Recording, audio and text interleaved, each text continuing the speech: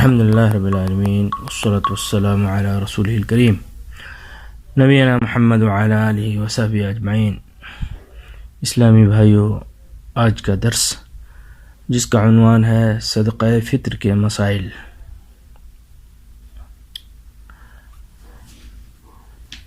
صدقہ فطر دراصل بدن اور نفس کی زکوٰۃ ہے جو رمضان کے روزے مکمل کر لینے سے واجب ہوتی ہے۔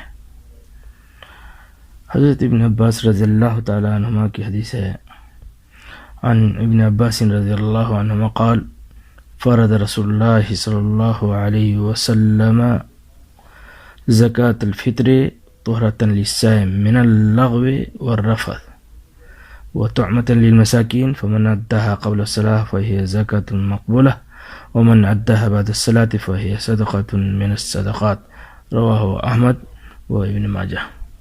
حضرت ابن عباس رضی اللہ عنہما سے روایت ہے کہ رسول اللہ صلی اللہ علیہ وسلم نے صدقہ فطر روزہ دار کو بیہودگی اور فحش باتوں سے پاک کرنے کے لیے اور محتاجوں کے کھانے کا انتظام کرنے کے لیے فرض کیا ہے۔ جس نے نماز عید سے پہلے ادا کیا اس کا صدقہ فطر ادا ہو گیا، اور جس نے نماز عید کے بعد ادا کیا اس کا صدقہ فطر عام صدقہ شمار ہوگا۔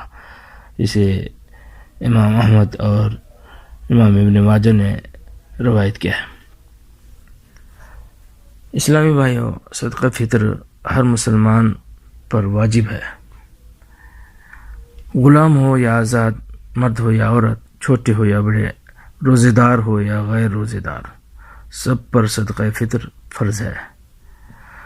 اور گھر کا سرپرست گارجین خود اپنی طرف سے نکالے اور ان لوگوں کی طرف سے بھی نکال دے جن کا نان و نفقہ اس کے ذمہ ہے۔ اسے آپ صحیح بخاری میں ابن عمر رضی اللہ عنہما سے روایت ہے، اسے آپ دیکھ سکتے ہیں۔ اسی طرح صدقہ فطر کی مقدار متفقن علیہ حدیث ہے کہ صدقہ فطر کی مقدار شہر کی عام غذا میں سے 1 صاع غلہ ہو، اور آپ جانتے ہیں اور ہم مسلمان جانتے ہیں کہ صاع نبی صلی اللہ علیہ وسلم کی مقدار مد تھی، 4 مد مقدار تھی، اور مد اوسط درجہ کی دونوں ہتھیلیوں بھر غلہ کی مقدار کے برابر ہوتا ہے۔ موجودہ پیمانے سے صاع نبوی کی مقدار تقریباً 2.5 کلو گرام ہوتی ہے، اس لیے 2.5 کلو فطرہ نکالیں۔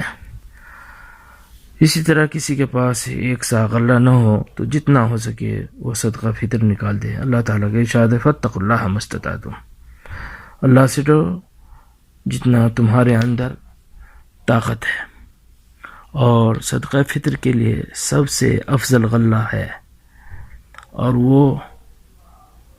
وہ ہے جو غریبوں کے لیے سب سے زیادہ فائدہ مند ہو۔ تو صدقہ فطر کے لیے سب سے افضل غلہ وہ ہے جو غریبوں کے لیے سب سے زیادہ فائدہ مند ہو۔ اسی طرح میرے بھائی، یہ جو بچہ پیٹ میں ہے، حمل ہے، تو اس کی طرف سے صدقہ فطر نکالنا مستحب ہے، واجب نہیں ہے۔ جو پیٹ میں بچہ ہے اس کی جانب سے اگر کوئی نکالے تو جائز ہے، یہ مستحب ہے، واجب نہیں ہے اس کے اوپر۔ اور صحیح بخاری میں عبداللہ بن عمر رضی اللہ عنہما سے روایت ہے، 1509 نمبر کی حدیث ہے کہ صدقہ فطر نکالنے کا وقت عید کے دن نماز عید سے پہلے ہے، لیکن عید سے 1 یا 2 دن پہلے بھی نکالا جا سکتا ہے۔ تو عید سے پہلے نکالے یا عید سے 1-2 دن پہلے نکال دے صدقہ فطر تو جائز ہے اور ادا ہو جائے گا۔ اور بغیر کسی عذر شرعی کے صدقہ فطر کا نماز سے مؤخر کر دینا جائز نہیں۔ اگر کسی شرعی عذر کی وجہ سے وقت پر نہ نکال سکا تو بعد میں نکال دے۔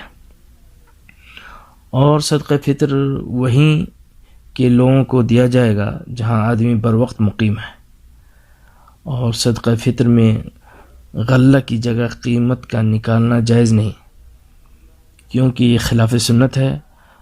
البتہ اگر غلہ نہ ملے یا غلہ قبول کرنے والے نہ ملیں تو ایسی صورت میں ہر فرد کی طرف سے 1 صاع غلہ کی قیمت ادا کی جائے گی۔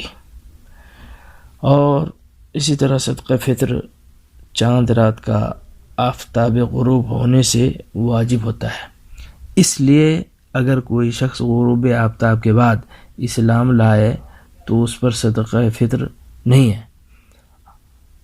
اسی طرح کسی نے غروب آفتاب کے بعد شادی کی یا اس کے یہاں بچہ پیدا ہوا تو ان سب کی طرف سے صدقہ فطر نکالنا اس پر واجب نہیں ہے، لیکن غروب آفتاب سے پہلے اگر اس نے شادی کی ہے یا اس کے یہاں بچہ پیدا ہوا ہے تو ان کا صدقہ فطر اس کے ذمہ ہوگا، صدقہ فطر نکالنا ہوگا۔ اس طرح میرے بھائیوں، کئی لوگوں کا صدقہ فطر اکٹھا کر کے ایک ہی شخص کو دے سکتے ہیں، جائز ہے۔ اسی طرح اس کے برعکس ایک آدمی کا صدقہ کئی لوگوں پر تقسیم کر دینا بھی جائز ہے۔ اور یاد رہے کہ صدقہ فطر کے حقدار وہی لوگ ہیں جو زکوٰۃ کے حقدار ہیں۔ ہاں البتہ صدقہ فطر میں غربا اور مساکین، غریب اور فقیر اور مقروضوں کو ترجیح دی جائیں گی۔